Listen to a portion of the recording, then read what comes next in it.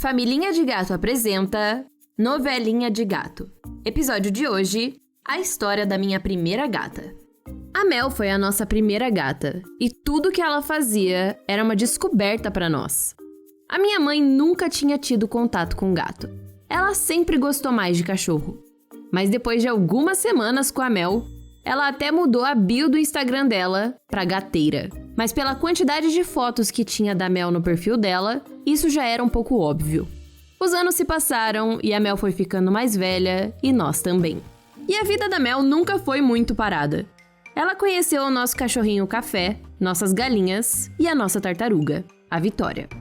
Mas peraí, de onde veio tanto bicho se o seu pai não deixava você ter nenhum gato?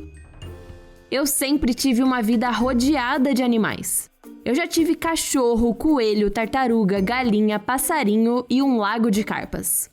Mas essa galera toda morava na casa da minha bisavó, onde tinha um quintal imenso e super gostoso.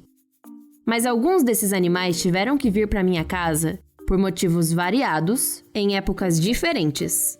E a Mel, como moradora oficial daqui, ficava chocada todas as vezes que chegava um visitante diferente. O Café veio quando ele já estava velhinho e não aproveitava mais aquele quintal imenso. Mas ele já não enxergava quase nada e passava o dia inteiro dormindo. Então, ele não era uma ameaça para Mel. Mas mesmo que ela soubesse disso, ela sempre mantinha uma certa distância. Depois, a gente teve que trazer 2 pintinhos para cuidar. Eles cresceram e se tornaram galinhas e moraram por um tempo no nosso quintal. A Mel pirava nelas, mas nunca fez nada de mal, porque a gente nunca deixou eles sozinhos, e honestamente, eu acho que ela tinha medo daqueles passarinhos gigantes.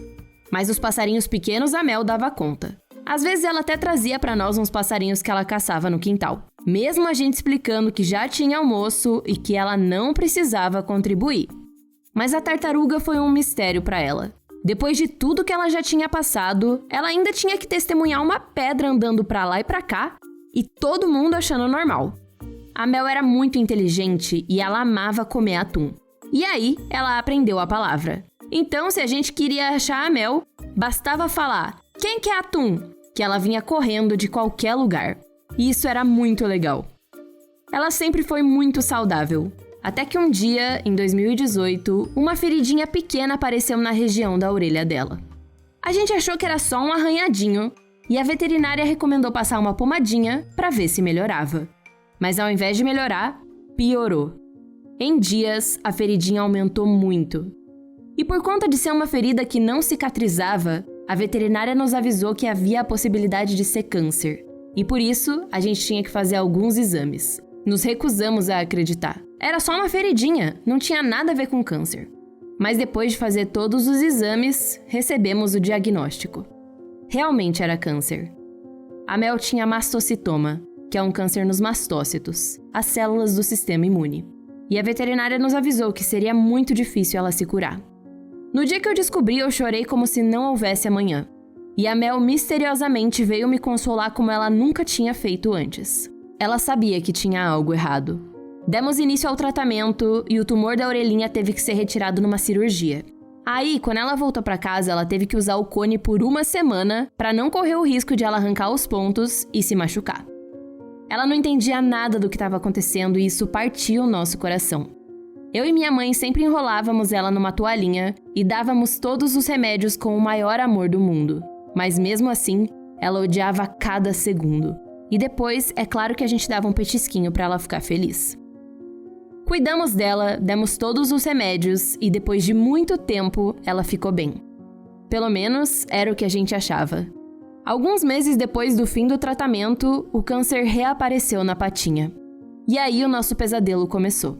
A coisa ficou mais séria do que a gente imaginava. Ela não tinha melhorado. Começamos de novo todo o tratamento.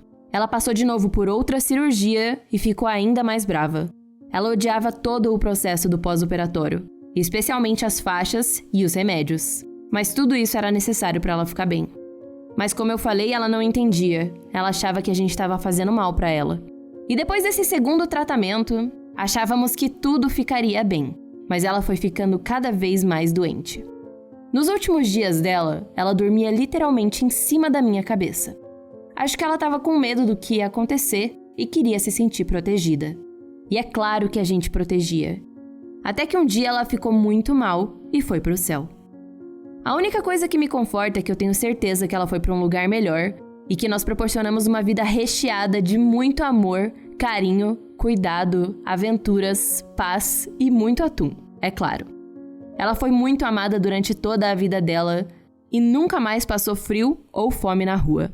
Quando um bichinho vai, uma parte da gente vai com ele, mas ela sempre ficará nas nossas memórias.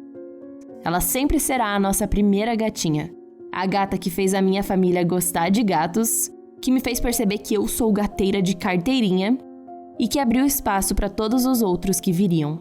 E quem sabe, ela volta na forma de outro bichinho um dia. Isso se já não voltou.